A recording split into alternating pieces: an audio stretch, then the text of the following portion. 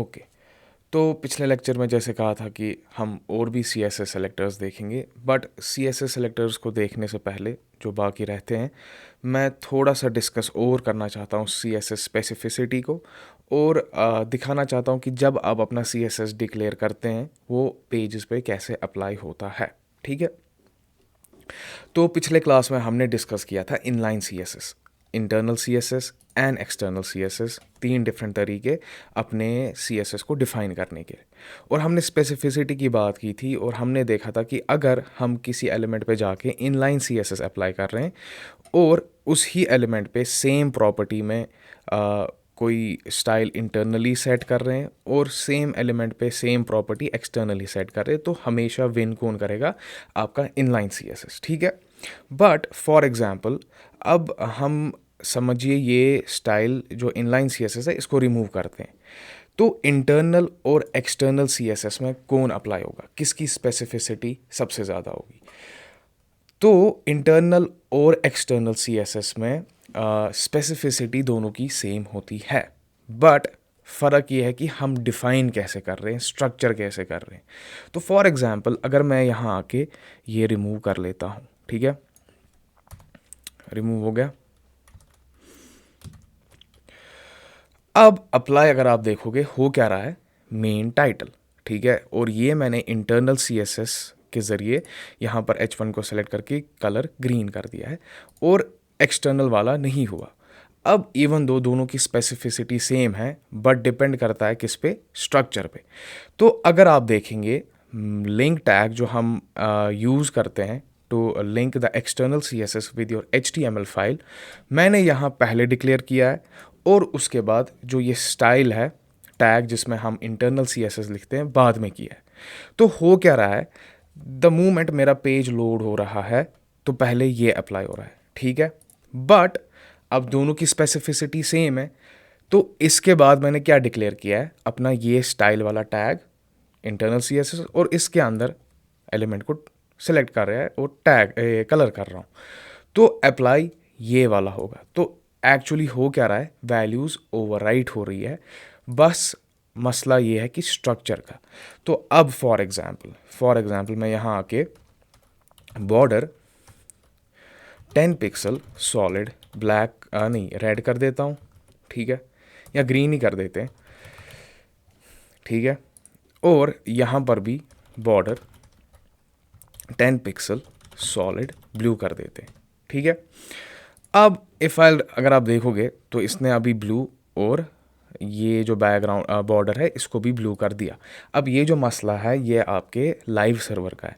तो if I reload the page, तो reload जब भी पेज मूवमेंट आपका लोड होगा तो ये तो लोड हो ही गया, ठीक है, ये स्टाइलिंग अप्लाई हो ही जाती है। देन क्योंकि मैं आगे जाके ओवरराइड कर रहा हूँ इस वैल्यू को अपने स्टाइल टैग से, तो फिर ये वाली स्टाइलिंग अप्लाई होगी। ठीक है, बट फॉर एग्जांपल अब मैं इस ही टैग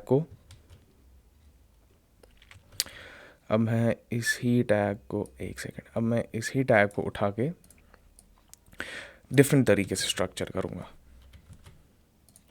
तो यानी कि मैं इस टैग को डिक्लेयर करूँगा इस स्टाइल टैग के बाद, यानी कि इंटरनल सी एस एस के बाद, इस इंटरनल सी एस एस के बाद अब मैं एक्सटर्नल सी एस एस को डिक्लेयर कर रहा हूँ और पेज रीलोड करते हैं।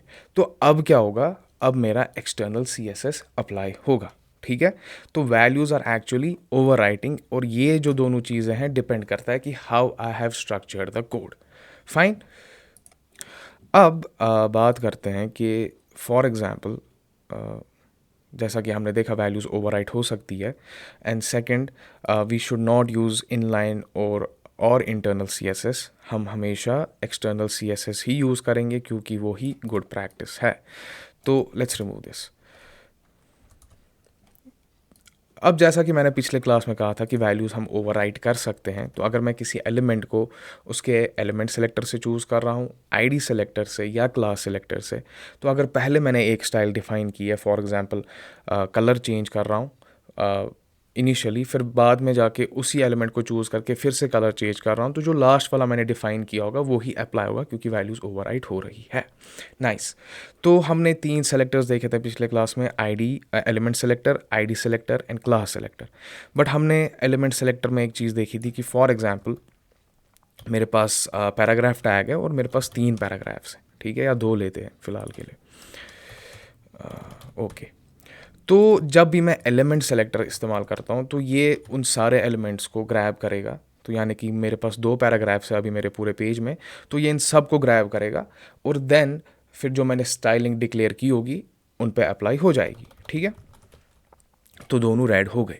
बट समटाइम्स मैं ये नहीं चाहता, मैं स्पेसिफिकली किसी एक एलिमेंट को चूज़ करना चाहता हूँ, then you can use your ID, ठीक है। तो para one we should always use unique IDs. तो अगर 2 एलिमेंट्स है, they should not share the same ID name, fine. और what I can do is मैं क्लास भी इस्तेमाल कर सकता हूँ। तो पैरा-1 क्लास पैरा-1, ठीक है। अब क्लासेस जो है you can share same name with multiple elements. तो अगर आपके पास 3 एलिमेंट्स है और वो 3 सेम स्टाइलिंग शेयर कर रहे हैं, तो you can use a common name, common class name उन तीनों के लिए, ठीक है। तो इससे मैं स्पेसिफिकली टारगेट कर सकता हूँ एक एक एलिमेंट को। तो ये हमने पिछली क्लास में देख लिया था। But now we have 3 more selectors. Not there are more than 3, but अभी के लिए, फ़िलहाल के लिए, इस स्टेज के लिए इतने सेलेक्टर्स हमारे लिए काफ़ी है, प्लस जो मैं ये 3 दिखाऊंगा। तो what we will do is हम इसको भी रिमूव कर देते हैं, ठीक है। हमारे पास एक सेलेक्टर होता है, ठीक है, उसको हम कहते हैं डिसेंडेंट सेलेक्टर। तो जैसे 3 थे, ये चौथा वाला है डिसेंडेंट सेलेक्टर। और ये सेलेक्टर करता है क्या? तो for example I have this section, ठीक है, मेरे पास ये सेक्शन एलिमेंट है, इट्स अ कंटेनर। और इस सेक्शन एलिमेंट के अंदर मेरे पास पैराग्राफ है, फाइन।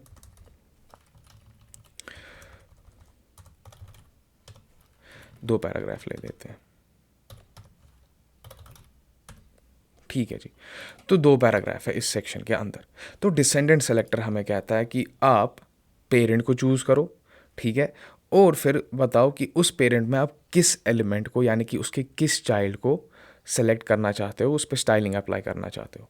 तो इस पूरे सेक्शन में पेरेंट हमारा सेक्शन कंटेनर है और इसके चाइल्ड क्या है, ये 2 पैराग्राफ्स, डायरेक्ट चाइल्ड। तो मैं यहाँ आके एलिमेंट सेलेक्टर से, या फॉर एग्जांपल हम एक काम करते हैं, इस सेक्शन पे क्लास दे देते हैं, मेन नहीं, हम इस पे क्लास देते हैं, क्या क्लास दे, अनदर, या सेक्शन -1, ठीक है। तो मैं इसको कॉपी कर देता हूँ। तो मैंने इसको क्लास दे दिया -1। तो अब डिसेंडेंट सेलेक्टर कहता है पेरेंट को लाओ। तो यानी कि अगर मैंने क्लास दिया है तो क्लास को, क्लास सेलेक्टर के लिए डॉट, फिर उस क्लास, उस एलिमेंट पे जो क्लास दिया है उसका नाम, then now I want to choose the descendants. तो मैं बोल रहा हूँ पैराग्राफ, ठीक है। तो मैं बोल रहा हूँ इस सेक्शन के अंदर जितने भी पैराग्राफ है जो इसके चाइल्ड है सारे, उन सब को सेलेक्ट कर लो और उन पे कलर अप्लाई कर दो रेड का, ठीक है। तो अप्लाई क्या हुआ, कलर रेड। तो इस सेक्शन के अंदर, फॉर एग्जांपल मैं इस सेक्शन से बाहर हूं, मैंने यहां एक पैराग्राफ डिक्लेयर किया लॉरन, डमी टेक्स्ट, तो इस पे ये अप्लाई नहीं होगा। तो यहां मैं स्पेसिफिकली बोल रहा हूं ये जो पेरेंट है, इस पेरेंट के अंदर जितने भी पैराग्राफ्स हैं, whether they are direct child, और जो हम अभी देखेंगे इसके आगे, या किसी और एलिमेंट के अंदर रखे गए हैं, तो उन सब को सेलेक्ट करो और उस पर अप्लाई कर दो रेड। अब समझिए फॉर एग्जांपल ये जो थे ये डायरेक्ट चाइल्ड थे, ठीक है। What is the concept of grand child? तो अगर समझिए इस ही सेक्शन के अंदर मेरे पास एक और सेक्शन है, यानी एक और टैग है, article tag. So what is this article tag all about? ये आर्टिकल टैग एक स्टैंड अलोन कंटेनर है जो एक किसी मतलब एक इंडिपेंडेंट कंटेंट हम इसमें डिफाइन करते हैं। यूजुअली अगर फॉर एग्जांपल हमारे पास एक ब्लॉग सेक्शन है तो अंदर जब हमारे पास ब्लॉग्स होंगे तो वो यूजुअली जितना भी ब्लॉग का डेटा होता है वो इसी आर्टिकल सेक्शन में रखते हैं। So they are stand alone independent containers जो किसी एक इंडिपेंडेंट टॉपिक के बारे में डिस्कस करते हैं या सिग्निफाई करते हैं कि जो यहाँ पर चीज़ है वो एक इंडिपेंडेंट चीज़ है, independent content in itself. Okay, तो नाउ मैं इस आर्टिकल सेक्शन के अंदर एक पैराग्राफ डिक्लेयर कर देता हूँ और उसमें भी लिख देता हूँ लॉर्म। अब जो ये है ना आर्टिकल, ये सेक्शन यानी कि सेक्शन 1, ठीक है, सेक्शन 1 के अंदर ही है, फाइन। और ये आर्टिकल जो है, इस आर्टिकल के अंदर हमने पैराग्राफ डिक्लेयर किया है। तो यानी कि ये जो पैराग्राफ है, this is actually the direct child of article and article is the direct child of section. तो what is the relationship between this section and this paragraph? तो ये जो पैराग्राफ ना, ये ग्रैंड चाइल्ड है किसका? इस सेक्शन कंटेनर का। बट डिसेंडेंट सेलेक्टर से हम कहते हैं कि वो डायरेक्ट चाइल्ड हो या ग्रैंड चाइल्ड हो या मल्टीपल आपने सेक्शंस क्रिएट किए हैं, लेयरिंग बहुत सारी हो रही है, तो उससे कोई फ़र्क नहीं पड़ेगा। हमने बोला कि सब को चूज़ कर दो तो सब पे ही अप्लाई पैराग्राफ पे रेड हो गया इस सेक्शन के अंदर, तो इसको रिमूव कर देते हैं। तो ये था आपका descendant selector. Second, we have another selector जिसे हम चाइल्ड सेलेक्टर कहते हैं। तो let's do one thing, let's remove this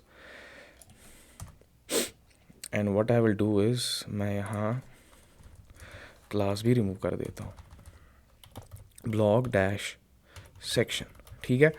तो ये मेरा ब्लॉग सेक्शन है, इसमें मेरे पास एक H2 है, यहाँ मैं लिख देता हूँ ब्लॉग्स, और हर एक ब्लॉग सेक्शन में मेरे पास आर्टिकल कंटेनर्स है, ठीक है। तो आर्टिकल में H3, ब्लॉग टाइटल और dummy text paragraph, lorem 20 words काफ़ी है। मैं काम कर देता हूँ, इसको 2 बार कॉपी कर लेता हूँ, ठीक है। तो ये सेक्शन है, इसमें मेरे पास H2 है और 2 आर्टिकल्स है, और आर्टिकल्स में H3 एंड पैराग्राफ है, ठीक है। Now let's talk about child selector. तो चाइल्ड सेलेक्टर जो है ये बोलता है कि मैं आपके लिए एलिमेंट्स को चूज़ करूँगा, बट मेक श्योर वो डायरेक्ट चाइल्ड हो उस कंटेनर का या उस पेरेंट का। तो फॉर एग्जांपल ये जो सेक्शन है, ठीक है, इसमें ये H2 भी है, आर्टिकल भी है और ये आर्टिकल भी है। तो ये जो तीनों चीज़ें हैं ना, ये डायरेक्ट चाइल्ड है। बट ये H3 एंड पैराग्राफ ये डायरेक्ट चाइल्ड नहीं है। तो अगर मैं यहाँ आके इस सेक्शन को ग्रैब करता हूँ अपने क्लास सेलेक्टर से, सेक्शन डैश ब्लॉग नहीं, ब्लॉग सेक्शन, एक सेकेंड, लेट्स कॉपी दिस, यहाँ आते हैं डॉट, और चाइल्ड सेलेक्टर का सिंटैक्स क्या है? आप एंगल ब्रैकेट लाते हो और फिर बोलते हो, जैसे कि फॉर एग्जांपल मैंने कहा पैराग्राफ, और मैं पैराग्राफ पे कलर कर रहा हूँ रेड। अब चाइल्ड सेलेक्टर का यही मसला है कि डायरेक्ट चाइल्ड होने चाहिए। अब ये जो पैराग्राफ है ये डायरेक्ट चाइल्ड है ही नहीं, ये तो ग्रैंड चाइल्ड है। तो तब क्या करूँ मैं? तो तब ये अप्लाई स्टाइलिंग होगी नहीं।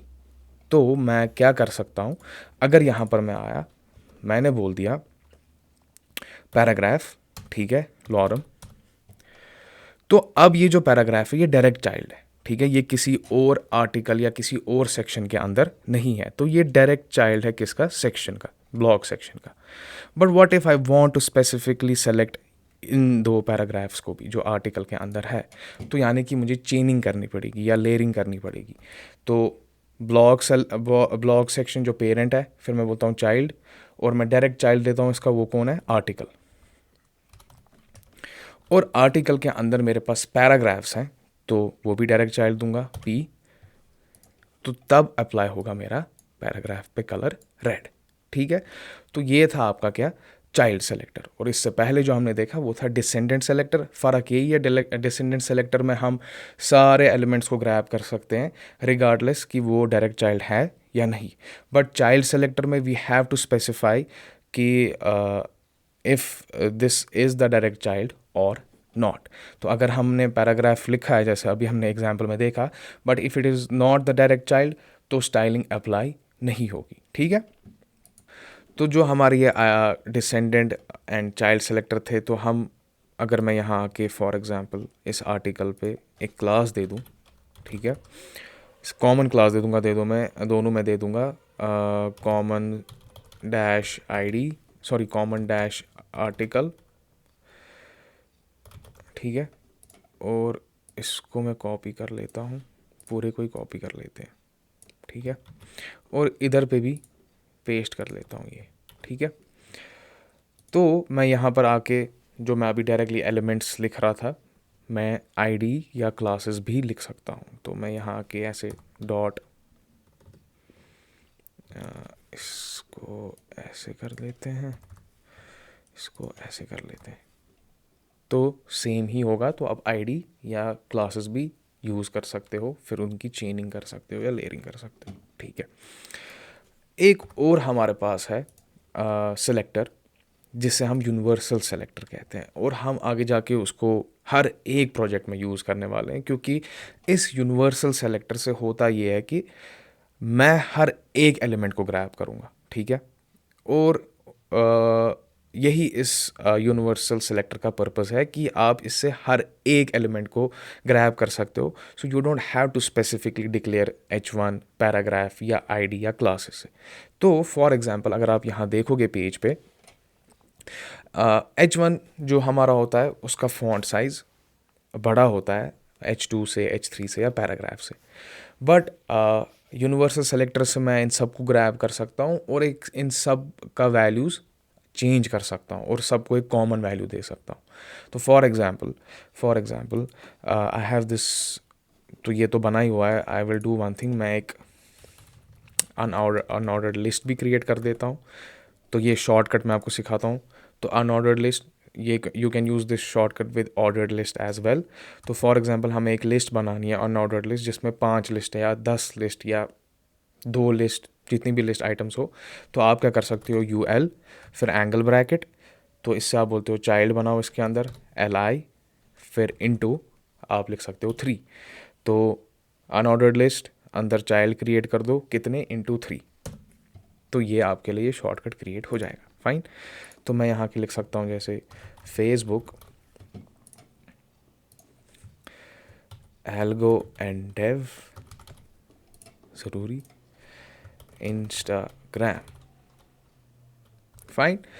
अब देखिए बाय डिफ़ॉल्ट सबका कलर क्या होता है फ़ॉन्ट का, ब्लैक होता है, बट एक जो है जिसका कलर डिफरेंट है वो हमारा एंकर है। तो मैं यहाँ पर http://algo_and_dev.com और यहाँ पर लिखते हैं एल्गो, ये क्या हो रहा है, इतना सजेशन आ रहा है, कुछ नज़र भी नहीं आ रहा है, ओके, एल्गो एंड डेव, ठीक है, नाइस। तो ये जो है लिंक्स हमेशा ब्लू कलर की होती है, तो इसको थोड़ा जूम कर लेते हैं, ठीक है। बट नाउ मैं चाहता हूँ कि मैं इन सब को सिलेक्ट करूँ, H1 paragraphs, anchor, unordered list, list items, जितनी भी सारी चीज़ें हैं, तो मैं इन सबको ग्रैब कर सकता हूँ अपने यूनिवर्सल सेलेक्टर से। कर लिया सबको grab, now what I will do is, मैं बोलूँगा कि इन सब का फॉन्ट कलर कर दो रेड। तो आप देखोगे इसने इन सब को सिलेक्ट कर लिया और सबका फॉन्ट कलर रेड कर दिया, ठीक है। सेकंड चीज़, इसकी स्पेसिफिसिटी सबसे लो होती है। तो नाउ आफ्टर डिक्लेयरिंग दिस, अगर मैं किसी एलिमेंट को चूज़ करता हूँ H1, ठीक है, और मैं कलर कर देता हूँ उसका ग्रीन, तो ये H1 है हमारे पेज में, नहीं, हमारे पेज में H1 कहीं है नहीं। तो हम यहाँ आके एक H1 डिक्लेयर कर देते हैं मेन टाइटल, ठीक है। तो अगर मैं इसको भी रिमूव कर दूँ या कमेंट कर दूँ जैसा हमने देखा पिछली क्लास में, so browser will ignore this styling, तो सब रेडी हुआ। बट अगर आगे जाके मैं आ रहा हूँ तो इससे होगा ये कि वैल्यूज़ ओवरराइट हो जाएगी और इसकी स्पेसिफिसिटी सबसे लो होती है, ठीक है। अब मेनली जितने भी जैसे ये यूनिवर्सल सेलेक्टर जो हमने देखा, ये मेनली इस्तेमाल किया जाता है ताकि हम वैल्यूज़ को रीसेट करें। अब देखिए कुछ चीज़ें ब्राउज़र ऑटोमेटिकली खुद ऐड कर देता है, ठीक है, जो हम आगे जाके रिमूव करेंगे ताकि हम प्रॉपरली लेआउट्स क्रिएट कर सकें। Fine, but now the question is कि जितने भी हमने सेलेक्टर्स देखे इन सब में से बेस्ट प्रैक्टिसेस है क्या। देखिए जब भी हम स्टाइलिंग करेंगे, ठीक है, वी विल मेक श्योर कि हम स्टाइलिंग करेंगे on the basis of class, ठीक है। तो हम हर एक एलिमेंट को क्लास देंगे और फिर उन क्लासेस को चूज़ करके स्टाइलिंग करेंगे। वाई नॉट आईडी, कर सकते हो आप आईडी भी use, but for good practices go with classes, क्योंकि classes you can use common classes, you can make unique classes, आप ग्रुप कर सकते हो क्लासेस का, then you can select them and style them together. तो classes हमेशा use किया जाता है।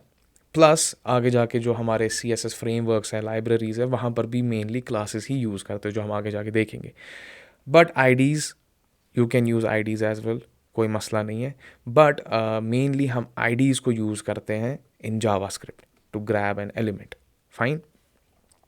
Third, make sure you avoid descendant and child selector as much as possible, ठीक है। ऑलवेज यूज़ क्लासेस, तो रादर देन चेनिंग करने से बेहतर है कि उस एलिमेंट को एक क्लास दे दो एंड कीप इट शॉर्ट, ठीक है, ताकि आपका कोड भी मेंटेनेबल रहे एंड ईजी टू रीड रहे। नाइस, ओके, सो हम एक काम कर देते हैं, we will remove this all. अब बात हुई है कलर्स की, तो अभी तक हमने फॉन्ट कलर चेंज किया, तो देख लेते हैं कि how we can actually define colours in CSS, ठीक है। तो हम इस सेक्शन को रिमूव कर देते हैं और अभी फ़िलहाल के लिए H1 ही यूज़ करेंगे। एक सेकेंड।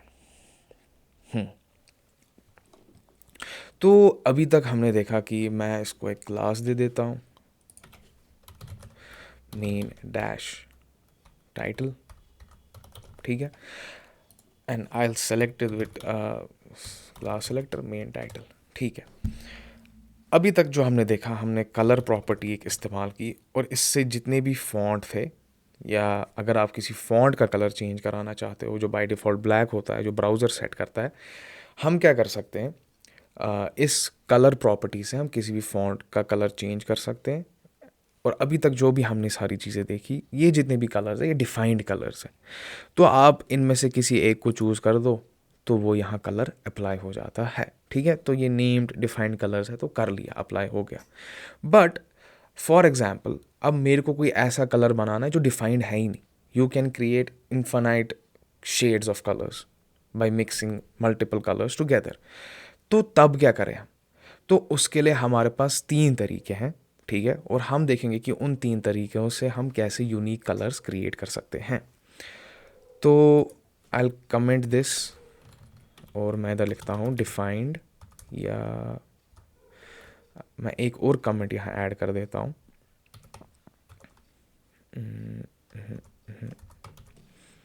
नाइस। और यहाँ पर हम लिख देते हैं ये जो है ये डिफाइंड कलर्स हैं, ठीक है। Now we will create multiple, we will actually mix red, green and blue, और उससे हम एक नया शेड क्रिएट करेंगे। तो मैं यहाँ कलर आता हूँ, लिख लिया आपने कलर प्रॉपर्टी, और हम इस्तेमाल करेंगे एक कलर जिससे हम डिफ़ाइन करते हैं, उसको कहते हैं RGB, ठीक है। और RGB हमने लिख दिया, इतना काफ़ी है नहीं, we have to use the parenthesis.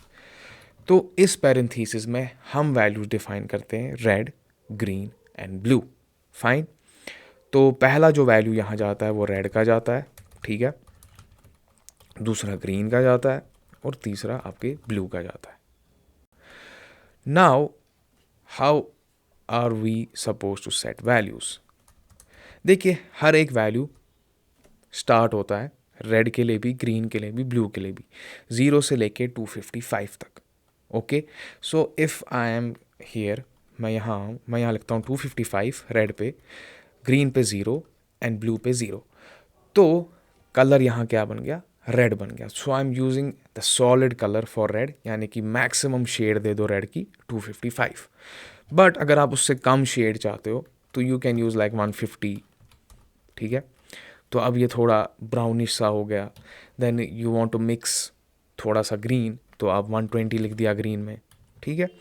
और अब आपने जैसे कि मैंने कहा 0 से 255 तक वैल्यू जा सकती है, तो मैंने यहाँ लिख दिया 200। अब अगर आप देखोगे 200 यानी कि ब्लू का वैल्यू रेड और ग्रीन से ज़्यादा है, तो इसलिए आपको यहाँ पर ज़्यादा शेड दिखेगा ब्लू का। बट अदर कलर्स भी हमने मिक्स किए हैं, ग्रीन भी और रेड भी, तो ये कुछ पर्पल सा शेड बन रहा है, लाइट पर्पल सा। तो RGB से red, green and blue, 0 to 255, 0 सबसे लोवेस्ट कलर यानी कि उसकी इंटेंसिटी उस कलर की, एंड 255 हाईएस्ट। तो फॉर एग्जांपल मैं यहाँ आता हूँ और मैं 255 एंड 255, तो है क्या, वाइट कलर बन रहा है। तो 255 255 255 सब कलर्स को मिला के मैक्सिमम कर दिया तो वाइट बन गया। और फॉर एग्जांपल यहाँ के, ओ ये क्या हो गया, 0, ठीक है, 0 0, तो डार्क, ठीक है, ब्लैक कलर बना लिया। तो ये था आपका RGB। तो इसको हम कमेंट कर लेते हैं। फिर हमारे पास एक और वेरिएंट आता है RGB का, जिसको हम कहते हैं RGBA, और वो देखते हैं वो क्या है, RGBA, ठीक है। और इसमें भी हमारे पास रेड, ग्रीन एंड ब्लू है, सेम वैल्यू 0 to 255, प्लस जो ये A है जिसको हम अल्फ़ा कहते हैं, और ये अल्फ़ा काम आता है ओपेसिटी के लिए, या आप कितना ट्रांसपेरेंट रखना चाहते हो इस कलर को। तो फॉर एग्जांपल मैं यहाँ आता हूँ, मैं 255 रेड में कर दिया, ग्रीन में 0 एंड ब्लू में भी 0, तो ठीक है, बराबर रेड बन गया। Now the fourth value alpha, ये रेंज करता है 0 से लेके 1 तक, ठीक है। तो अगर मैं यहाँ 1 लिख दिया, कुछ नहीं, तो यानी कि कुछ ट्रांसपेरेंट नहीं, ओपेसिटी 1 यानी कि सॉलिड। बट फॉर एग्जांपल मैं 0 कर देता हूँ, तो ये क्या हुआ, ये गायब हो गया। अब ये गायब नहीं हुआ है, ठीक है, ये ट्रांसपेरेंट हो गया है। और ये नहीं समझना कि ये कलर वाइट हो गया है, बैकग्राउंड इज़ वाइट, ठीक है, जो ये यहाँ पर आप देख रहे हो ये अभी पूरा वाइट ही है।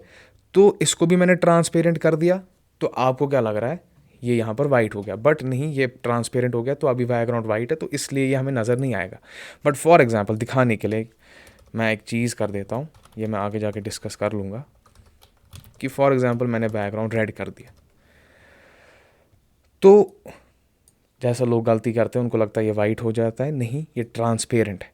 तो इसलिए आप इसको भी क्या देख रहे हो, ट्रांसपेरेंट ही देख रहे हो। तो यहाँ पर आपको कुछ नज़र आएगा नहीं, क्योंकि पीछे रेड है, और मैंने इसको बोला कि तुम पूरा ट्रांसपेरेंट हो जाओ, तो वहाँ कुछ नज़र आएगा नहीं, बट हमें समझ आ रहा है यहाँ कुछ ना कुछ तो है, ठीक है।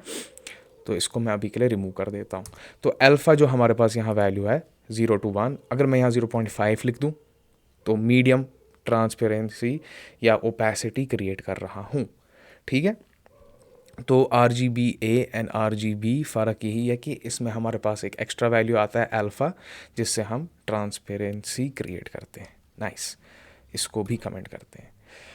अब हमारे पास एक और वैल्यू है, और उसे हम हेक्स कलर्स कहते हैं, ठीक है। और ये बहुत ही मेनली, मतलब आप जितने भी स्टाइल्स देखोगे या आगे जाके डिज़ाइनर स्टाइल्स देखोगे, फिग्मा फाइल मिल रही है, वो भी हम आगे जाके डिस्कस करेंगे, वहाँ मेनली यही हेक्स कलर्स इस्तेमाल किए जाते हैं। तो what is hex in the first place. तो अगर मैं यहाँ पर आके कुछ बनाऊँ, हाँ, तो डेसिमल वैल्यूज़ 0 1 2 3 4 5 6 7 8 9, ठीक है, फिर उसके बाद 10 11 12, तो हमेशा 9 वैल्यूज़ होते हैं। तो अगर मैं यहाँ आता हूँ 0 1 2 3 8 9, ठीक है, तो ये आपके डेसिमल वैल्यूज़ हैं। तो 0 to 9, और ये क्या है, 10 वैल्यूज़ है। तो फिर अगर हम 10 लिखते हैं, 11 12 13 14 15 16 17 18 19 20, तो बेस क्या है डेसिमल की, 10। But when we are working with hex numbers या हेक्साडेसिमल नंबर्स, उनमें हमारे पास 16 वैल्यूज़ होते हैं, और वो क्या है आपके 0 1 2 3 2 3 4 5 6 7 8 9 9 के बाद when we have to declare 10, तो हम वहाँ 10 डायरेक्टली नहीं लिखते, हम लिखते हैं A, ठीक है, B is for 11, C is for 12, A B C D 13, E 14 and F 15। तो 16 वैल्यूज़, ठीक है, 0 से लेके F तक 16 वैल्यूज़, और A is for 10, B is for 12, C is for 13, 14, 15 and 16, ठीक है। तो बेस क्या है हमारा इसका, 16 है। तो जो हेक्स वैल्यूज़ हैं हमारे, तो जैसे हमने देखा RGB में, ठीक है, RGB में हमने देखा 255, या मैं ऐसे लिखता हूँ RGB is equal to max value for a colour is equal to 255, हाँ, और मिनिमम वैल्यू जो है या जो सबसे लेस है वो है आपका 0। Now what we will do is, हम यही सेम वैल्यूज़ अपने हेक्स के ज़रिए भी सेट कर सकते हैं। तो फॉर एग्ज़ाम्पल, अब हेक्स वैल्यूज़ हम कैसे डिफ़ाइन करते हैं, ठीक है। हेक्स वैल्यूज़ में आप हमेशा देखोगे ऐसे हैश, तो ये hash is a symbol to show that ये जो वैल्यूज़ है ये हेक्स वैल्यूज़ है, ठीक है। अगर आपने कभी देखा होगा तो अगर किसी वैल्यू के आगे आपने ऐसे हैश देखा होगा तो वो it's a symbol for that this value is a hex value. इसमें हमारे पास 3 वैल्यूज़ होते हैं, रेड, ग्रीन एंड ब्लू, जैसा कि RGB में था। अब हम यहाँ आते हैं, हम अब जब वैल्यू सेट करेंगे तो we will use hexadecimal values 0 से लेके F तक। तो फॉर एग्ज़ाम्पल मैं यहाँ आके रेड के 2 वैल्यूज़ सेट कर देता हूँ, ठीक है, और वो क्या है आपके 2 वैल्यूज़ रेड के, FF, ठीक है। तो FF यहाँ पर क्या वैल्यू होल्ड करता है, 15 का। तो मैंने कहा रेड के 2 वैल्यूज़ FF, अभी मैं इसकी कैलकुलेशंस भी दिखाऊंगा। और यहाँ पर 2 वैल्यूज़ सेट करता हूँ ग्रीन के, ठीक है, और वो जो 2 वैल्यूज़ होंगे वो होंगे आपके 0 एंड 0, ठीक है। और ये जो ब्लू है इसमें भी 2 वैल्यूज़ सेट कर देता हूँ, वो भी होंगे आपके 0 एंड 0। तो यानी कि रेड में मैं कर रहा हूँ FF, ठीक है, तो मैक्सिमम वैल्यू जो मेरे पास हेक्साडेसिमल में है। तो इसकी कैलकुलेशन होती कैसे, देखिए, F है क्या आपका जो पहला वैल्यू होगा ये वाला, तो ये है 15, ठीक है, इनटू जो बेस होती है हेक्स की दैट इज 16, फाइन।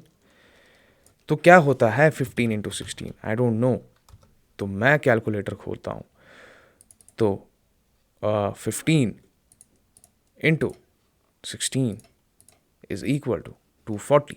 तो यहाँ पर वैल्यू बन गया आपका 240। अब ये जो दूसरा वैल्यू है F का, ये भी 15 है, ठीक है। तो ये जब आप कैलकुलेट करते हो, ये जो वैल्यू आता है इसके बाद आप प्लस कर देते हो, किसके साथ, दूसरे वैल्यू के साथ, यानी कि 240, ठीक है, 240 प्लस 15, तो टोटल में कितना बनता है, तो यानी कि मैं अगर यहाँ आके 240 प्लस 15 कर दूँ, ठीक है, तो इसको भी मैं यहाँ लाता हूँ ताकि आप ये देख सको, ये क्यों नहीं यहाँ आ रहा है, खैर 240 प्लस 15, तो वैल्यू बनता है 255, जो हमने सेम देखा किसमें, अपने RGB में ही, 0 से लेके 255। तो अब अगर मैं यहाँ आके इसको हम एग्ज़िट कर लेते हैं ऐसे, ठीक है, एक्सटर्नल CSS में जाते हैं अपने, और यहाँ पर मैं हेक्स वैल्यूज़ डिफाइन करूँगा, तो हैश, ठीक है, FF 0000, तो मेरे को मिलेगा सॉलिड रेड कलर, ठीक है। तो सेम मैं यहाँ पर आके मिक्स कर सकता हूँ डिफरेंट वैल्यूज़। तो फॉर एग्जांपल मैंने ग्रीन में एक वैल्यू दे दिया 1, दूसरा दे दिया A, और ब्लू में एक वैल्यू दे दिया B, और एक वैल्यू दे दिया 1।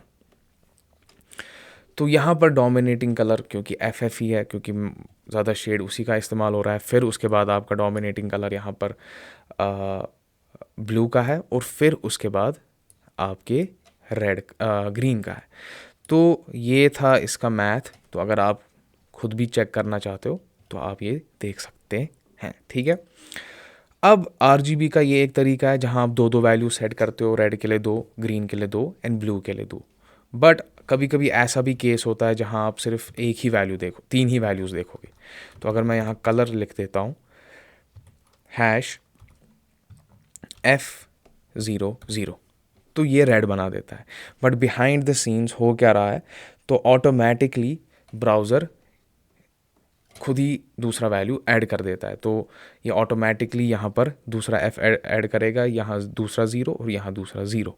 तो ये आपके पहले वैल्यू को देखता है। अगर आपने तीन तरीके से, मतलब जहाँ आप सिर्फ तीन ही वैल्यूज़ डिफाइन कर रहे हो रादर देन टू वैल्यूज़, तो तब ये ऑटोमेटिकली पहले वैल्यू को देखता है और फिर दूसरे वैल्यू को उसी हिसाब से ऑटोमेटिकली सेट कर देता है जो पहला वाला वैल्यू होगा, ठीक है। तो जैसे हमने RGB A देखा, अनदर वेरिएंट ऑफ RGB, जहाँ हम ओपेसिटी, ट्रांसपेरेंसी, जो अगर आप ट्रांसपेरेंट करना चाहते हो किसी चीज़ को वो भी कंट्रोल कर सकते हैं। Same we can do with hex values as well, तो इसको भी कमेंट करते हैं। तो जैसे हमारे पास RGB A है, वैसे ही हेक्स में भी हम अल्फ़ा वैल्यू सेट कर सकते हैं। तो कलर #FF दो वैल्यूज़, ग्रीन के दो वैल्यूज़, ठीक है, ब्लू के दो वैल्यूज़, मैं ये क्या लिख रहा हूँ, FFGGBB, सॉरी, FF 0000, तो मैंने रेड कर दिया सेट, ठीक है। अब अल्फ़ा के दो वैल्यू जाते हैं, तो 00 टू FF। तो अगर मैं FF लिख देता हूँ, ठीक है, तो दिस इज़ फुल, जो कलर होगा solid, and if I right 00 तो ट्रांसपेरेंट। और इन बिटवीन भी मैं रख सकता हूँ, जैसे for example let's say AA, तो ये मैक्सिमम वैल्यू बन जाएगा। नहीं, इसमें आप दो ही वैल्यू सेट कर सकते हो, 00 टू FF। एक सेकेंड और भी कर सकते हैं हम कुछ सेट, 1 2, ओके, थोड़ा सा 1 3, ओके 1A, ओके 1 1 2 2 5 5, ओके। तो जितना जितना वैल्यू ऊपर ऊपर बढ़ता जा रहा है, तो दो वैल्यूज़ 1 1 2 2 3 3 4 4। तो अगर मैं AA कर दूँ एंड FF सबसे सॉलिड कलर है, ठीक है। तो ये थे चार तरीके, RGB A, hex and hex plus alpha colours को सेट करने के। बट एक और तरीका है HSL, वो आप खुद देखेंगे, आप जाएंगे, थोड़ा रिसर्च करेंगे, डॉक्यूमेंटेशन पढ़ेंगे और देखेंगे कि कैसे आप उससे कलर्स को सेट कर सकते हो। तो वो आपके लिए टास्क है, सारी चीज़ें नहीं दिखाई जाएंगी, दिखा सकता हूँ मैं, बट मैं चाहता हूँ कि आप वो थोड़ा काम करिए। ओके, तो हमने कलर सेट किए फ़ॉन्ट के, तो अब टाइपोग्राफी फ़ॉन्ट को लेके ही बात करते हैं कि how we can change type, font size, font family, boldness, सारी चीज़ें। तो ये है हमारे पास मेन टाइटल और हम इसी पे ही काम करेंगे। तो ठीक है, अभी तक हमने पहली जो चीज़ देखी font related, changing the colour, तो मैंने यहाँ रेड कर दिया, RGBA और हेक्स से भी कर सकता हूँ। Second, what we have is font size. तो अगर मुझे किसी का फ़ॉन्ट इंक्रीज़ करना हो, उसका साइज़ इंक्रीज़ करना हो, तो what I can do is मैं अपनी प्रॉपर्टी फ़ॉन्ट साइज़ लिख सकता हूँ और यहाँ पर हमारे पास कुछ डिफाइंड चीज़ें हैं, large, larger, medium, small, extra large, extra small, extra extra large, extra extra small. तो ये सारी कुछ चीज़ें हैं। तो फॉर एग्ज़ाम्पल अगर मैं यहाँ पर एक्स्ट्रा एक्स्ट्रा स्मॉल कर दूँ, तो ये जो H1 है इसका मैंने फ़ॉन्ट साइज़ कम कर दिया। तो वैसे ही हमारे पास कुछ डिफाइंड वैल्यूज़ है, बट हम खुद भी वैल्यूज़ क्रिएट कर सकते हैं और उन्हें हम CSS यूनिट्स कहते हैं, ठीक है। तो अभी के लिए, फ़िलहाल के लिए हम पिक्सल्स के साथ काम करेंगे, ठीक है। And there are other units as well, जिससे हम चीज़ों को रेस्पॉन्सिव रख सकते हैं। उन यूनिट्स का पता होना is very important when we are creating this layout, when we are working on responsiveness. क्योंकि कुछ ऐसे यूनिट्स हैं जो साइज़ को फिक्स्ड रखते हैं, बट कुछ ऐसे यूनिट्स हैं जो रिलेटिव रखते हैं। तो अभी जो ये पिक्सल हम यूनिट देख रहे हैं ये साइज़ को हमेशा फिक्स रखता है, और अभी हम सिर्फ पिक्सल पे ही काम करेंगे, क्योंकि अगर हम अभी रेस्पॉन्सिवनेस या बाकी यूनिट्स के बारे में देखें तो वो फ़ायदा है नहीं। So pixel will be our unit जिससे हम काम करेंगे। तो अगर मैं यहाँ के 100 पिक्सल लिख दूँ तो ये अब 100 पिक्सल का साइज़ ले लेगा, ठीक है। पिक्सल्स मैंने पिछले क्लास में डिफ़ाइन किया है, छोटे छोटे ब्लॉक्स आपके स्क्रीन पे होते हैं, तो वही जब एक साथ कनेक्ट होते हैं तो आपका इमेज क्रिएट होती है, या डिस्प्ले साइज़ क्रिएट, मतलब रेजोल्यूशंस एंड ऑल। तो मैंने इसको बोला 100 पिक्सल, ठीक है। वैसे ही मैं इसको जितना हो सके उतना बड़ा कर सकता हूँ, 200 पिक्सल, 300 पिक्सल की साइज़ ले लो, 500 पिक्सल का साइज़ ले लो। तो यानी कि पिक्सल्स CSS यूनिट से मैं किसी भी फ़ॉन्ट का साइज़ चेंज कर सकता हूँ। अगर फ़ॉन्ट का साइज़ चेंज कर सकते हैं तो उसका वेट भी चेंज कर सकते हैं। तो अगर मैंने पिछली क्लास में हमने देखा था HTML के क्लास में टेक्स्ट फॉर्मेटिंग, जहाँ हम बी टैग इस्तेमाल करके किसी चीज़ को बोल्ड कर रहे थे। दो थे, एक था बी टैग, दूसरा था स्ट्रॉन्ग। स्ट्रॉन्ग का मीनिंग था तो वहाँ बोल रहे थे कि ये जो चीज़ है ये बोल्ड है प्लस इम्पॉर्टेंट है। बट अगर बी टैग में हम किसी चीज़ को रैप कर रहे थे तो वो सिर्फ उस चीज़ को बोल्ड कर रहा था। तो फिर तब भी मैंने कहा था we can do the same thing with CSS, and we should always do weight, जहाँ फ़ॉन्ट का वेट चेंज कर रहे हो, फॉर एग्जांपल वो कितना बोल्ड होना चाहिए, कितना लाइट होना चाहिए, तो ये सारी चीज़ें हम अपने CSS से ही करते हैं। तो मैं यहाँ पैराग्राफ लाया और लॉरम लिख दिया, ठीक है। तो हाँ, एक काम कर देते हैं, इसको अभी के लिए रिमूव कर देते हैं या कमेंट कर देते हैं। तो ये मेरा फ़ॉन्ट है, ठीक है। अगर इस फ़ॉन्ट की तरफ देखें तो इसका साइज़ हम इंक्रीज़ कर सकते हैं, बिल्कुल कर सकते हैं। तो हम इस फ़ॉन्ट पे जाके पैराग्राफ, मैं इसका फ़ॉन्ट साइज़ कर दूंगा 50, no we will make it 25 pixel, ठीक है। तो फ़ॉन्ट इंक्रीज़ हो गया। But what about boldness, weight, font weight? तो अगर मैं यहाँ आके एक और प्रॉपर्टी लिखता हूँ फ़ॉन्ट डैश वेट, तो हमारे पास यहाँ 1 से लेके 9, 100 से लेके 900, ठीक है, and bold, bolder, light, normal वगैरह शगैरह। तो अगर मैं यहाँ पर बोल्ड कर दूँ तो ये बोल्ड हो जाएगा, ठीक है। लाइटर तो लाइट हो जाएगा, ठीक है। Plus we have this defined, ये डिफाइंड थे। अब मैं वैल्यूज़ जैसे 100 जो टेक्स्ट को बहुत लाइट कर देता है, 900 जो टेक्स्ट को बहुत ही ज़्यादा बोल्ड कर देता है, ठीक है। तो बोल्डनेस 100 से लेके 900, 900 is the lightest and 100 is the lightest and 900 boldest. तो फॉन्ट वेट से आप ये चीज़ चेंज कर सकते हो। पिछले एक क्लास में जब हम ब्लॉग लेवल और इनलाइन लेवल एलिमेंट्स की बात कर रहे थे तो हमने डिव देखा था, ठीक है। और डिव एक ब्लॉग लेवल एलिमेंट था, बट डिव के साथ साथ आप स्पैन भी देखोगे, एक एलिमेंट है और वो भी कंटेनर का ही काम करता है, ठीक है। बट वो जो कंटेनर है वो इनलाइन कंटेनर है। तो अगर मैं यहाँ फॉन्ट वेट हटा दे देता हूँ, ठीक है, हटा दिया मैंने फॉन्ट वेट। अब फॉर एग्जाम्पल ये जो वर्ड है, मैं चाहता हूँ कि मैं इस वर्ड को स्पेसिफिकली बोल्ड करूँ, ठीक है। अब मेरे को पता है मैं यहाँ बोल्ड टैग ला के इसको बोल्ड कर सकता हूँ, बट एक और तरीका है जिसमें हम एक्चुअली इस पूरे वर्ड को स्पैन में रैप करा देते हैं या स्पैन में रख देते हैं, एंड देन हम उस स्पैन को सेलेक्ट करके उस पर स्टाइलिंग अप्लाई करते हैं। तो span is also a container, but it's an inline container. And remember block level containers can hold inline elements as well as block level elements. तो अगर कोई पैराग्राफ है, H1 है या एंकर है, तो अगर मैंने ये अपने डिव में रखा है जो एक ब्लॉक लेवल एलिमेंट है, completely fine. But inline elements जैसे स्पैन है, it is also a container, but make sure कि आप कभी कोई भी ब्लॉक लेवल एलिमेंट किसी इनलाइन कंटेनर में सेट नहीं करते हो। This is bad.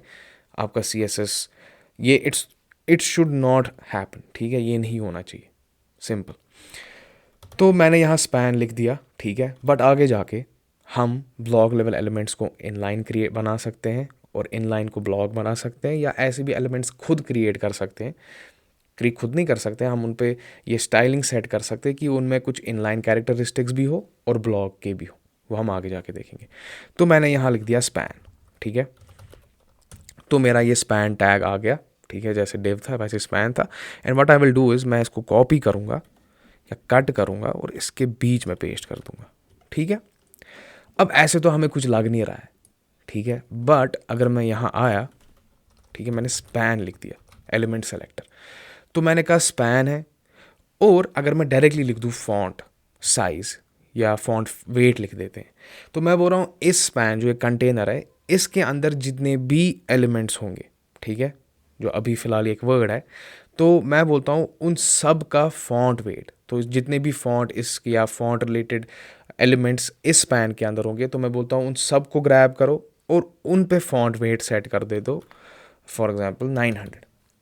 तो आप देखोगे इसने इसको बोल्ड कर दिया।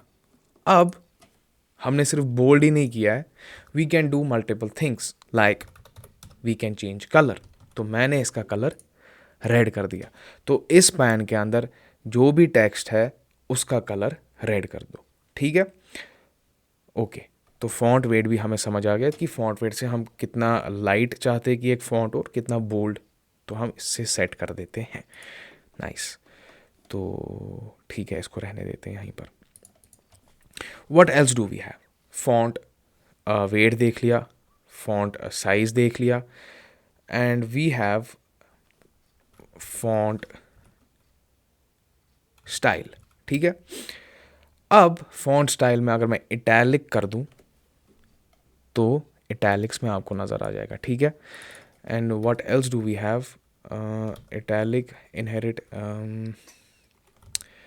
हाँ, इटैलिक्स। तो इटैलिक्स कर देंगे तो फॉन्ट स्टाइल इटैलिक्स हो जाएगा, ठीक है।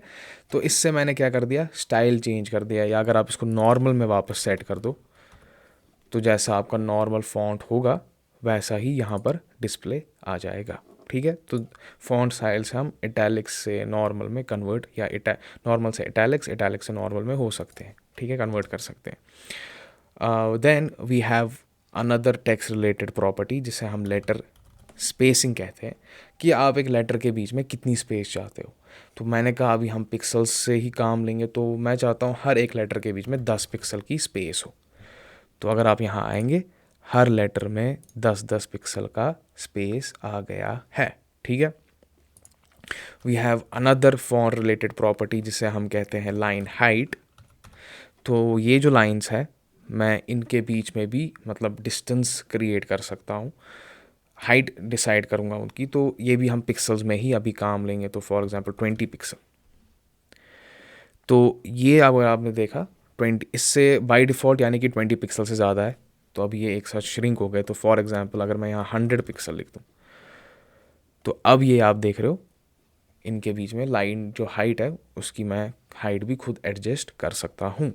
तो लाइन हाइट है, लाइन स्पेसिंग है, वर्ड स्पेसिंग, ठीक है, जैसे कि हर एक वर्ड के बीच में कितनी स्पेस होनी चाहिए।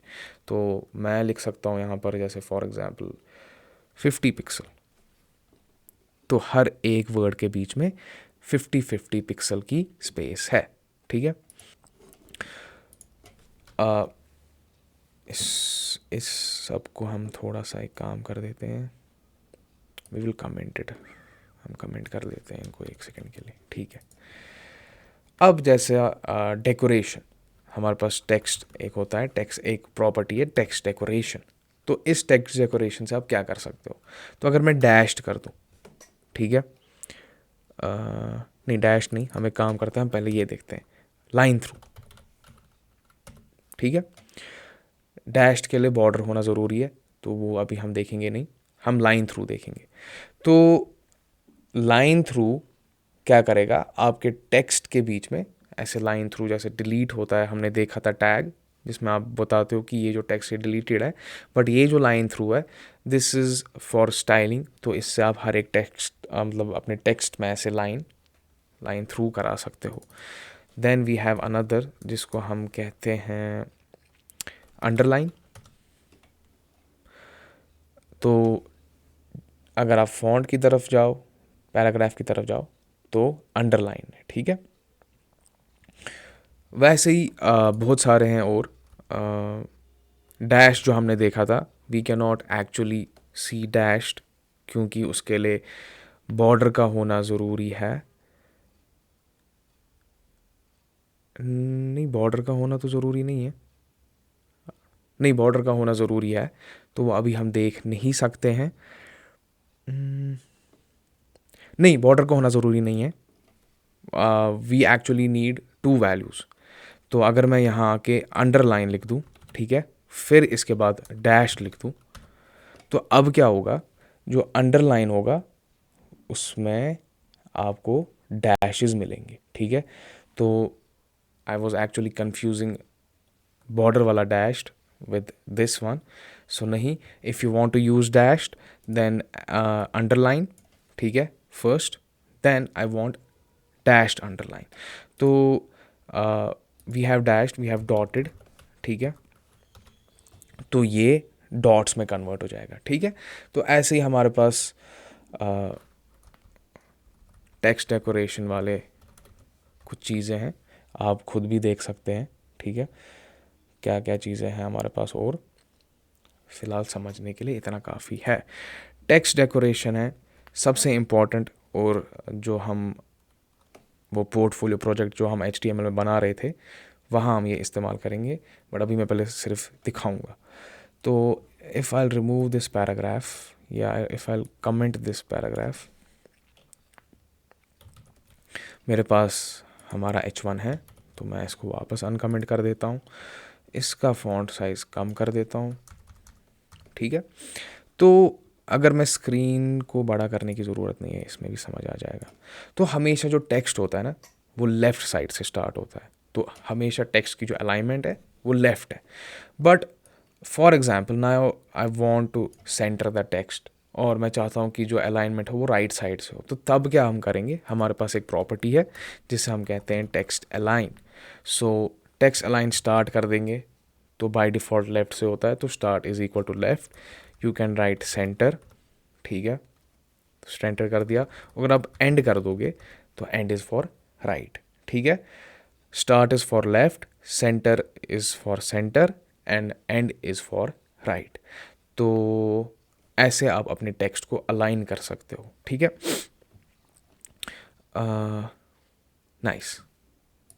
अब अभी तक हमने देख लिया कि हमने कलर चेंज किया, टेक्स्ट अलाइन कर लिया, फ़ॉन्ट साइज़ सेट कर लिया, फ़ॉन्ट स्टाइल कर लिया, फ़ॉन्ट साइज़ कर लिया, लेटर स्पेसिंग, लाइन हाइट, बहुत सारी प्रॉपर्टीज़। अब आई नो कि आप इनिशियली इतनी सारी चीज़ें तो मेमोराइज़ नहीं कर सकते, करनी भी नहीं है, हमने चीज़ें समझ ली। अब अगर आगे जाके कभी भूल भी जाती है तो गूगल पे एक सर्च मार लिया और समझ आ गया कि ओके, बट ये होना चाहिए पता कि नहीं वैसे कोई प्रॉपर्टी है। Second, if you want to memorise, I mean not memorise, if you want to remember ये सारी प्रॉपर्टीज़, अगर आप अपनी चाहते हो कि आपकी मेमोरी में स्ट्रांगली फिट हो जाए, the best thing is you go and use them. तो कुछ बना लिया खुद ही, उसमें यूज़ कर लिया, तो जितना जितना आप इनको इस्तेमाल करोगे उतना उतना स्ट्रांगली आपके दिमाग में बैठ जाएंगे, ठीक है। अब हमारे पास एक और टेक्स्ट रिलेटेड प्रॉपर्टी है जो बहुत ही हम इस्तेमाल करने वाले हैं आगे, और उसे कहते हैं फॉन्ट फैमिली, ठीक है। तो इसको मैं सेंटर में लाता हूँ, ठीक है। Now what if I want to change the font family, और फॉन्ट फैमिली है क्या, तो अगर मैं यहाँ आके फॉन्ट फैमिली लिख दूँ, ठीक है, तो ये हमारे पास मल्टीपल फॉन्ट्स है, ये मेरे सिस्टम में इंस्टॉल्ड है। तो ये मेरे को दिखा रहा है कि आप इनमें से किसी एक फ़ॉन्ट को चूज़ कर सकते हो, इम्पैक्ट, जॉर्जिया, टाइम्स नाउ। तो if I select this one, तो अब क्या आप देख रहे हो, फॉन्ट फैमिली चेंज होगी, तो यानी कि जो फॉन्ट इसमें बाय डिफ़ॉल्ट यूज़ हो रहा था वो नहीं हो रहा है, ये हो रहा है, ये हो रहा है, ये हो रहा है, या ये हो रहा है, या ये हो रहा है, या ये हो रहा है, या ये हो रहा है, हो रहा है इनमें से वही जो आपके सिस्टम पे बाय डिफ़ॉल्ट इंस्टॉल होगा। अब फॉर एग्जांपल मेरे सिस्टम पे ये इंस्टॉल्ड है, ठीक है, तो ये अप्लाई हुआ।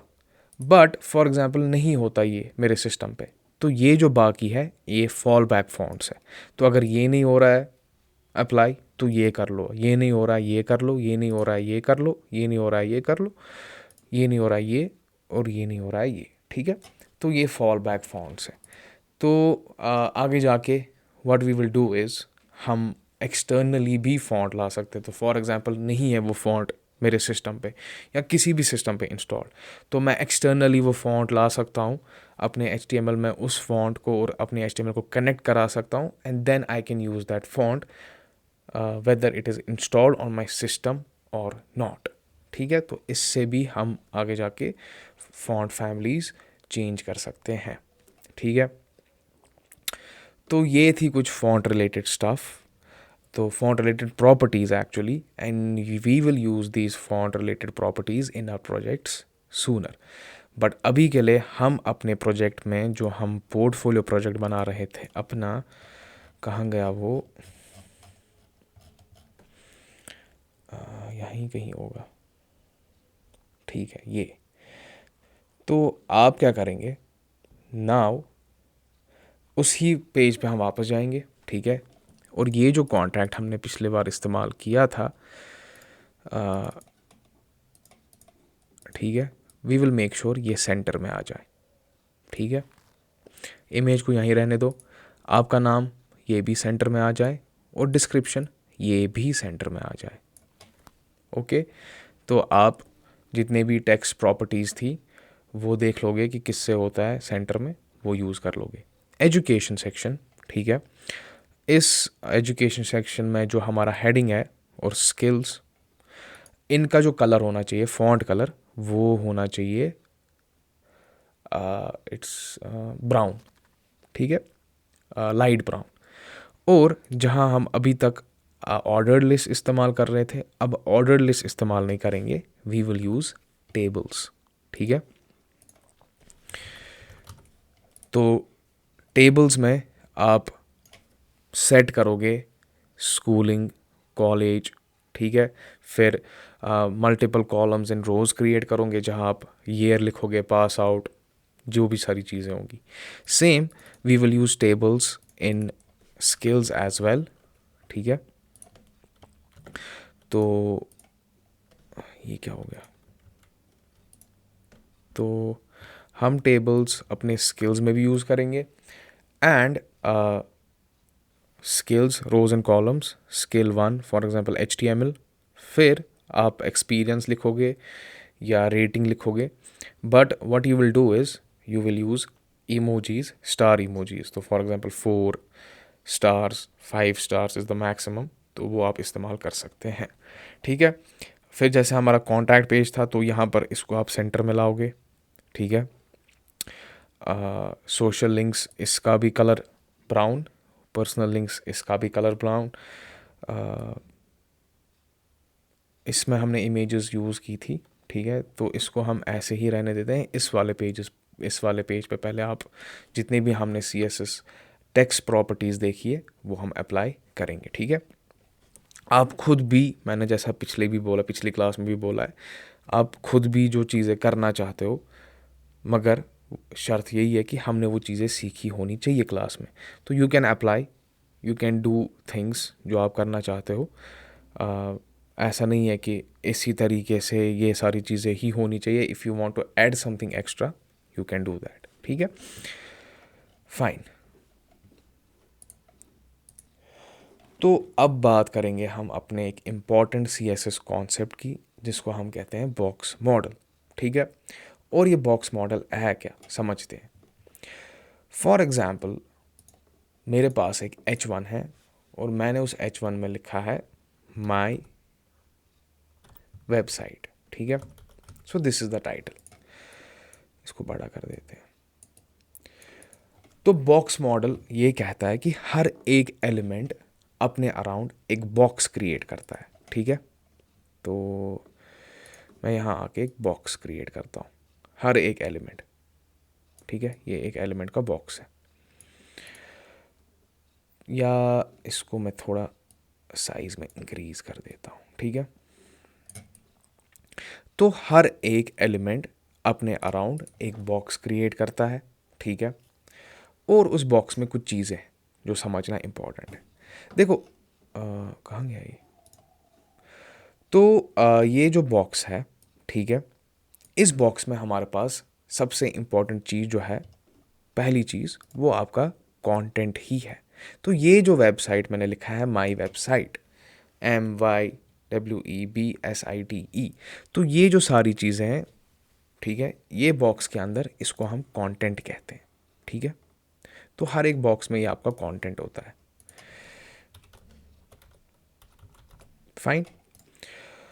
और हर एक बॉक्स में और भी चीज़ें होती हैं। तो जब हर एक बॉक्स यानी कि हर एक एलिमेंट अपने अराउंड एक बॉक्स क्रिएट करता है, तो देर इज़ वन थिंग जिसे हम कहते हैं margin, and what is padding. ठीक है, padding. There is this thing inside the box, padding. And what is padding? तो ये कंटेंट से लेके इस कंटेंट ये कंटेंट जो है आपका, और इस एलिमेंट का जो ये बॉक्स जो ऑटोमेटिकली क्रिएट हो जाता है, इस कंटेंट से लेके इसके बॉर्डर तक, ठीक है, इसको हम कहते हैं पैडिंग। ठीक है, so the distance between the content and the border, इसको हम कहते हैं पैडिंग। फाइन।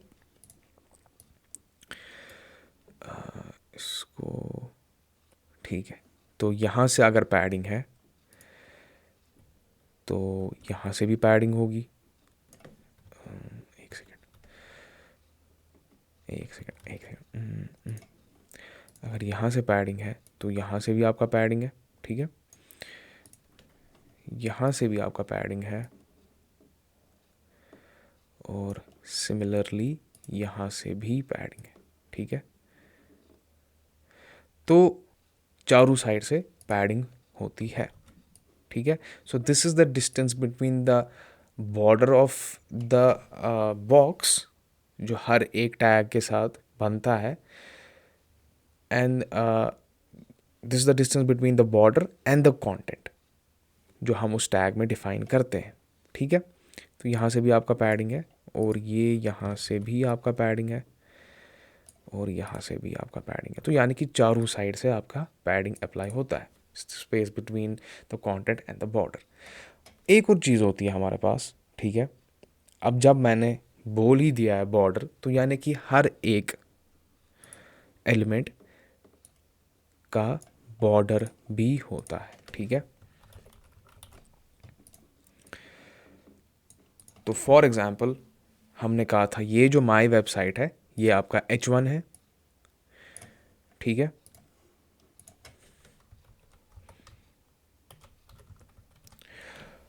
अब जब मैंने ये H1 में माई वेबसाइट लिखा, तो होता क्या है, एक बॉर्डर सा क्रिएट हो जाता है या एक बॉक्स सा क्रिएट हो जाता है, और इस बॉक्स के अंदर जो ये मेरा माई वेबसाइट है कंटेंट ये होता है, और the distance between the border and the content जो हम आगे जाके देखेंगे कि कैसे हम बॉर्डर बनाते हैं और विजिबल करते हैं एक एलिमेंट का, इसको हम पैडिंग कहते हैं, distance between the border and the padding. एक और चीज़ होती है कि फॉर एग्जांपल एक और एलिमेंट है मेरे पास, ठीक है, यहाँ पर, और मैं इसको थोड़ा साइज में छोटा कर देता हूँ। ठीक है, एंड समझिए ये यहाँ पर एक पैराग्राफ है, और इसमें मैंने लिख दिया है this is my website, description दे दी है। ठीक है, तो ये भी कंटेंट ही है ना। ठीक है, पैराग्राफ के अंदर डिफाइन किया, तो दिस इज़ ऑल्सो कंटेंट। तो काम कर देते हैं, इसको भी लाते हैं यहाँ पर, ये आपका ऐसे हो गया।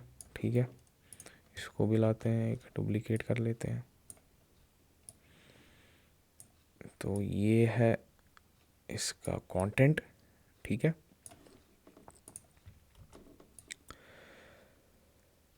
तो इसमें भी पैडिंग्स है हर साइड से, क्योंकि हर एक एलिमेंट जितने भी टैग्स होते हैं अपने अराउंड एक बॉक्स क्रिएट करते हैं, और हर एक एलिमेंट में ये सारी चीज़ें होती हैं। ठीक है,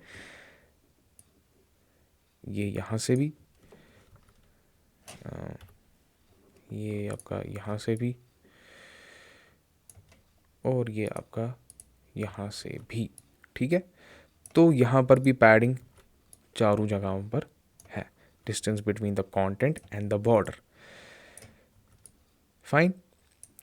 अब अगर आप एक चीज़ नोटिस करोगे कि अगर समझिए, ऐसे ही मैं बोल रहा हूँ, ये और ये साइड बाय साइड है, ठीक है। अब वैसे होता नहीं है, ठीक है, वैसे होगा नहीं, क्योंकि paragraph is a block level element, H1 is a block level element.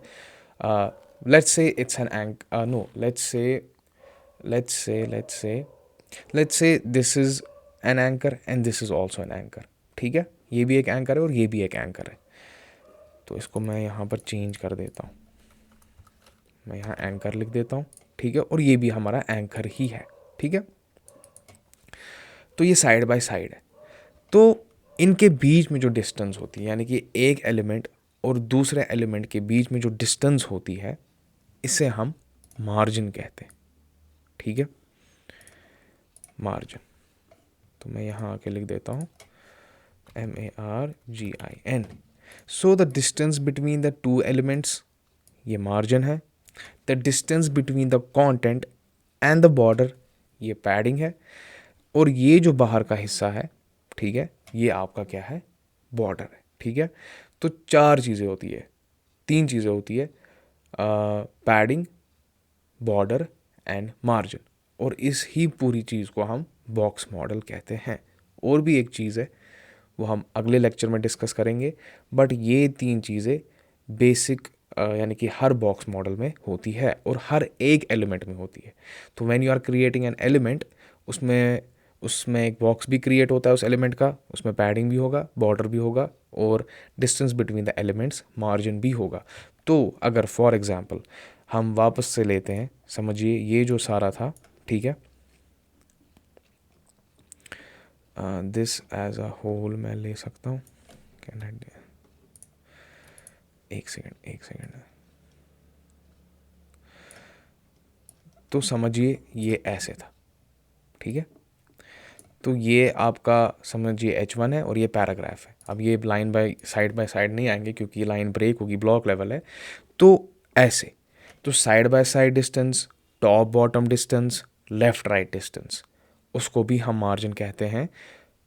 और मार्जिन कहते हैं, अगर फॉर एग्जांपल टॉप से बॉटम है, ठीक है, तो टॉप पे एक एलिमेंट है, बॉटम पे एक एलिमेंट है, तो उनके बीच में जो डिस्टेंस होगी वहाँ पर भी हम मार्जिन कहेंगे. लेफ़्ट पे होगा, राइट पे होगा अगर एलिमेंट, तो द डिस्टेंस बिटवीन दैम, उसी को ही हम मार्जिन कहते हैं, ठीक है.